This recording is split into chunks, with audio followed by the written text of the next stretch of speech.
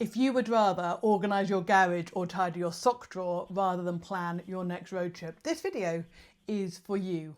I get so many people who tell me how much they love motorhoming and campervanning, but planning and deciding where they're going to go on their next adventure just makes them want to pull their hair out, and they find it completely overwhelming. So I'm actually putting together a little mini series. This is video number 1 of that, and today we're going to be talking about 5 of the biggest mistakes that you can make when you're planning your road trip and how to avoid them. Before I dive in, if you're new here, hi and welcome. My name is Kat and I am here to help motorhomers and campervanners make the most out of their time on the road, especially those who want to go and explore some incredible places but don't quite know where to start. Ready? Let's dive in. So mistake number 1 is not putting even a little bit of thought into your trip. Now you're watching this video, I'm guessing you're not one of these people, but if you hang out in Facebook groups or forums long enough, you will see the people like, I just go with my wallet and my passport and we turn up where we go and we enjoy it. Wonderful, but which direction do you point the motorhome when you head out of your driveway? Like, there has to be a little bit of thought and planning, and if the idea of thinking about it now when you're at home is overwhelming to you, you do not want to have that kind of level of stress when you are out on the road. So there are a few things to think about when you are actually planning your trip right at the very, very beginning. Now, if you have a commitment to be somewhere, somebody's wedding or a birthday, or you want to be at a specific event or festival or whatever, then that's really obvious. That's your destination and you've got the time frame that you have to be there for. Actually, that makes things a lot easier, but for most of us, that's not how we travel. For most of us, we get 2 weeks off over the Easter holidays, or I've got 10 days leave left that I can take. Where should we go? And that's where things can get a little bit more complicated, because when you can literally go anywhere in your motorhome or your campervan, then how do you narrow it down? So the first thing to think about is the kind of holiday that you want to have. Do you like sitting by a beautiful beach for a few days and just want to relax and enjoy the scenery? Do you want to stay in one area near a town or a specific location and enjoy that and see that in a lot of detail? Do you want to drive a specific route like the NC500 or the Romantic Road in Germany?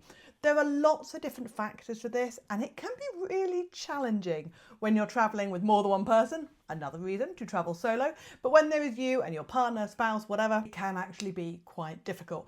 There are other factors to consider as well, like kids and if you travel with dogs, but we will talk about them later. But the first thing is to be actually honest about the type of trip you have. Now, I do this all the time, probably without even thinking about it anymore because I've done it so often, but like between the 2 group trips that I did last year, so in September and October, I did 2 almost back-to-back group trips through Germany and Austria, and I had about 5 days off. Now initially, my plan was to relax and chill and gather myself between the 2 group trips. What actually happened was I drove about 1,000 miles through Austria and then through the Dolomites because the weather was absolutely gorgeous and I had this fantastic opportunity to go and do that. I wanted to drive Grossglockner, but unfortunately that was all covered in snow, so I couldn't, but the Dolomites were stunning. But initially, my plan was to have a bit of a relaxing time, maybe find a campsite or a nice air or 2 airs that I could then chill out for a couple of days on each and just recover and have some fun and enjoy myself, but without driving miles and miles and miles, because the group trips can be quite a lot of driving and a lot of interacting. So I wanted to relax between the 2, and that was my goal. Now, there have been other trips where I've driven all the way up to the top of Norway and back, and I didn't really have a set time scale, but I was like, I don't want to take 6 months to do this, so I will get up there and get back as much or as quickly as I can without driving 10-hour days, because obviously I was doing it on my own. I needed to manage myself and my energy and all the rest of the stuff, and I did it in about 7 weeks. But that was as much as I planned. Getting to the top of Norway to Nordkapp and back again was the plan, and that is perfectly okay, but you do need at least a little bit of an outline. Now, if you are traveling with somebody who wants to go and drive to Croatia and back in a week, and you're like, I just want to go and sit by a beach and read a book, that can be a tricky situation. I'm not going to lie. We've had a couple of people on the group trips where I'm talking about what they're going to do afterwards or helping them plan out their next trip or whatever. And they come to some sort of argument. It can be quite challenging. So one tip that I will give you is either one of you planned like 3 or 4 days and then the other one is in control. So it's not all down to just one person to plan it. Or if, like, for example, somebody really wants to go to Croatia and it's impossible to do anything else during your break, then they get that holiday, they plan it all out, and then you get the next one and you get to do what you want to do, and you make it sort of tit for tat, which is fair. Whilst you're on that subject, it's really important to gauge how far you want to go each day and how many hours driving you want to do versus how much exploring you want to do. And that's quite a big topic. We're actually going to dive into that in the next video in this series. So make sure you're subscribed so you can follow along for that. But it is really important to have a conversation about your expectations for the trip if you're traveling with more than just yourself. The next mistake is trying to plan an entire trip either using like bits of paper or notepads or having 27 tabs open, and it just becomes overwhelming because you've got so much information that is everywhere that trying to sit down and actually organize it becomes a mission all in itself. Now, I use a brilliant bit of software called Wilder Trips. I will leave the information below. It is completely free to start off and use it. If you've never tried it before, I highly recommend it. I used to use Google Maps and I loved Google Maps. Wilder Trips is so much better and easier. You can move things around. It's great. Now, how I use the software might be slightly different to how other people use it, but what I tend to do is once I have decided on a rough plan or a rough destination, I will Google things to do in, let's say, Munich. We're going down to Munich for the week, and things to do around the area, things to do in southern Germany, things to do. So I will get a list of places or activities that I could do in that area, and then I plot those all onto Wilder Trips, and I then use that software to move it around day to day. And Wilder Trips will actually tell me estimated driving time between places. From there, I can look at where the places are and I can start looking for campsites, and I can start looking for airs or perhaps places to stay or other things to do. And that's a really good base. So I tend to pick, for a week, I'd probably pick maybe 5 things, which gives me a little bit of wiggle room. Another really important thing to do, don't plan everything out by the hour. You'll be exhausted by the time you come back, and then you'll need another holiday to recover from that holiday. So give yourself a couple of days of just relaxing or chilling or seeing what you find when you are out there. So you've got about 5 things to do in about a week. Then you've got, of course, driving and stuff to get there, and that will give you a really good baseline for your trip. Now, another mistake that I see people make is just this fear of getting it wrong, which is completely understandable when you've never done something before. But some people are so worried about, well, what if I pick a bad campsite? What if I pick a bad route? What if, I don't know, the road is shut? What if something goes wrong?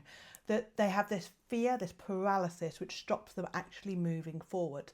If that is you, and there's absolutely no shame in that at all, but if that's you, if the thought of, oh my goodness, what if it goes wrong? I can't deal with it. This is what I want you to do. I want you to pick one area that is within 2 to 3 hours drive of wherever you keep your motorhome. That's it. Now, if you happen to live on the south coast of the UK and you're happy to go across into France or perhaps even into Belgium, then brilliant. If you're happy to drive through the UK, but the thought of going too far into Europe is what's paralysing you, then just go a couple of hours across the border into France or Belgium, pick one place, one campsite, and stop. Now, that in itself is going to feel a little bit daunting, and that's okay. You're broadening your horizons, quite literally. But that journey, which seems so simple, will teach you so much, and it will help you build your confidence. And you can even, if you have time and you don't have to nut it back, you could even plan your campsite for perhaps 2 or 3 days, and then give yourself 2 or 3 days to go somewhere else once you're there and you're confident and you understand about driving on the other side of the road and all these other things. But start small. If the thought of going across to Europe is what is stopping you going on another road trip, go somewhere in the UK. We have so many incredible places in the UK to explore. The big takeaway from this is to just go, to plan something and just go, because the more you get out there, the more you will build your knowledge, your confidence, your experience, and then you'll be able to take the next step and the next step. I did not get my first motorhome and drive up to the top of Norway and back. that would be insane. I didn't have the knowledge, I didn't have the confidence. I certainly, when I was driving on my own, had to relearn how to do everything as a solo traveller compared to when I was travelling as a couple. So it's absolutely okay to be anxious and a bit nervous, but you do have to start somewhere. And I highly recommend that you plan something in to be able to start that journey. Now in the next video, I'm going to walk you through how to plan your driving days, how far to go and all of that good stuff. But I also wanted to tell you about the free road trip planning workshop that I'm doing at the end of this month. I'll leave all the details for it in the notes. You do have to register if you want to come and join me, but that's going to walk you through in much more detail how to plan your trips, how to figure out where to go, how to make it a lot less stressful, all of that good stuff. So like I say, all of the details for that will be in the notes. If you happen to be watching this 2, 3, 4 months after I'm filming, the replay will be available for you. Again, the link for that will be in the notes. I hope to see you there. But like I say, this is part 1 of the little mini series. Part 2 will be coming out very shortly. So make sure you're subscribed to the channel so that you can catch that. If it's already out when you're watching this, I'll put it here for you. All right, I'll see you on the next video. Take care. Bye.